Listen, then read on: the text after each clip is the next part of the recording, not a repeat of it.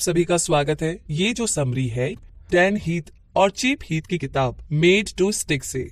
वैसे हम इस किताब को शुरू करें उससे पहले एक सवाल है कि आखिर इस किताब को क्यों पढ़ना चाहिए। तो इस समरी को जब हम फिनिश करेंगे ना तो आपको इन सारे सवालों के जवाब मिल जाएंगे। पहला सवाल ये कि आप ऐसा क्या करें कि आपके कस्टमर को आपका मैसेज या प्रोडक्ट याद रहे, और दूसरा ये कि आप ऐसा क्या करें कि आपका कस्टमर आपके मैसेज पर एक्ट करे। तीसरा ये कि अपने कस्टमर का ध्यान खींचने के लिए आप क्या करें। तो आइए अब इस समरी को शुरू करते हैं।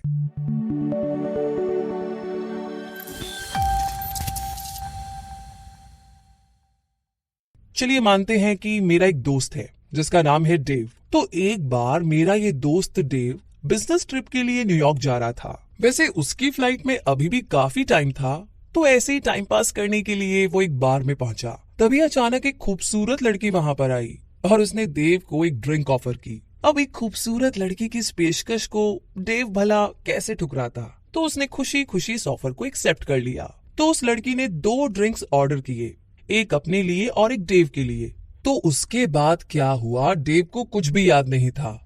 जब उसे होश आया तो उसने देखा कि वो एक बाथ टब में लेटा हुआ था जिसमें बर्फ भरी हुई थी, और पास ही में एक पर्ची पड़ी थी जिसमें लिखा हुआ था, हिलना मत, 100 नंबर पर पुलिस को कॉल करें। जब उसने पास ही में रखे एक फोन से 100 नंबर डायल किया तो उसे मालूम पड़ा कि उसकी किडनी निकाल ली गई है। तो ये थी पहली स्टोरी। अब मान लीजिए कि आप इसकी जगह एक न्यूज़पेपर में एक खबर पढ़ते हैं जो कि कुछ इस तरीके से है।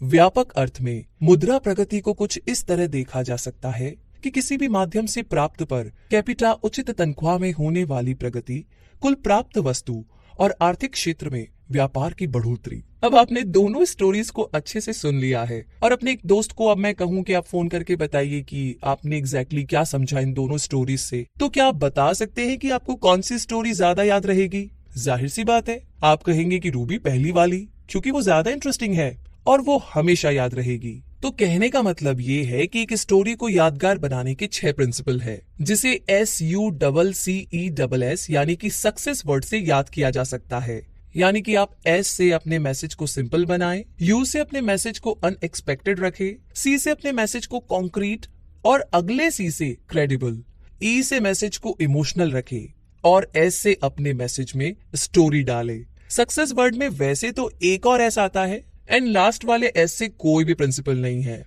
तो आइए अब हम शुरू करते हैं सक्सेस वर्ड के पहले S से, यानी कि चैप्टर नंबर 1 जो है सिंपल। तो अब हम इसे कुछ यूं समझते हैं कि एक आर्मी के पास लड़ाई के मैदान में जीतने के लिए एक शानदार प्लान हो सकता है, लेकिन फिर भी वो हार सकती है। अब सवाल ये है कि ऐसा होता क्यों है? वो इसीलिए क्योंकि ये प्लान काम नहीं करते हैं। प्लानिंग से सोल्जर्स को एक फील मिलती है कि कुछ तो प्लान किया गया है, लेकिन इसके सहारे वो लड़ाई नहीं जीत सकते। इसके पीछे वजह यह है कि बेशक उनके पास कोई परफेक्ट प्लान होगा, मगर असली मायने में जब लड़ाई होती है ना, तो उस टाइम कभी भी कुछ ऐसा हो सकता है जो कि उनके प्लान की धज्जियां उड़ा सकता है। जैसे कि उनका कोई बड़ा जरूरी एसेट डिस्ट्रॉय हो गया, या फिर दुश्मन ने कोई सरप्राइज चाल चल दी।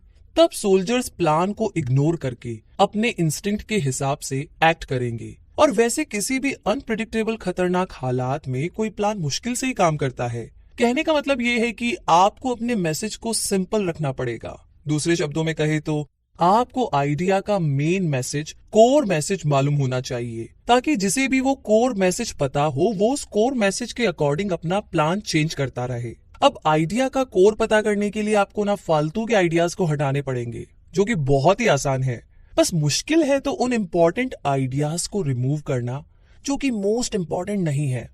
मगर आपको ना यहाँ पर केयरफुल रहना पड़ेगा कि आप मोस्ट इम्पोर्टेंट आइडिया को ना हटा दे। अब कोर मैसेज तैयार करने के लिए आपके पास है 2 स्टेप्स। पहला तो ये है कि आप कोर मालूम करें, और दूसरा स्टेप ये है कि सक्सेस चेकलिस्ट यानी कि SUCCESS। कहने का मतलब simple, unexpected, concrete, credible, emotional और स्टोरीज को यूज करके आप कोर को ट्रांसलेट करें। इसका एक एग्जांपल लेते हैं। साउथ वेस्ट एयरलाइन एक सक्सेसफुल कंपनी है। अब सवाल ये है कि कैसे वो इतनी सक्सेसफुल बनी। तो वो अपने आइडिया के कोर तक पहुंचे, जो था द लो फेयर एयरलाइन, यानी कि सबसे सस्ती एयरलाइन। 1996 में उनको 5,444 ओपनिंग्स के लिए 1,24,000 एप्लीकेशंस मिली। लेकिन यहाँ सवाल ये है कि कोई भी ऐसी कंपनी में क्यों काम करना चाहेगा जिसका मेन आइडिया ही कॉस्ट को रिड्यूस करना हो। तो इसका जवाब ये है कि उनका मेन आइडिया कॉस्ट को रिड्यूस करना है, मगर उनका सेकंड आइडिया है कि उनके एम्प्लॉयज हंसी खुशी से काम करे। यहाँ पर एम्प्लॉयज को पूरी छूट है कि वो अपने इंस्टिंक्ट के हिसाब से चले। जैसे कि अगर किसी फ्लाइट अटेंडेंट के बर्थडे वाले दिन उसके साथ थोड़ा सा हंसी मजाक कर लेना, क्योंकि इस सब से कंपनी की लो फेयर वाली एयरलाइन की इमेज को कोई फर्क नहीं पड़ने वाला। तो क्या उस पर थोड़ा कलर्ड पेपर्स वगैरह फेंकना ठीक है? बिल्कुल नहीं, क्योंकि इससे क्लीनिंग में एक्स्ट्रा टाइम बर्बाद होगा, जिसका मतलब होगा हाई फेयर, और ये उनके कोर मैसेज से मेल नहीं खाता, क्योंकि उनका कोर मैसेज है सबसे सस्ती एयरलाइन। तो दोस्तों, ऐसे ही साउथ वेस्ट को अपना कोर आइडिया मिला।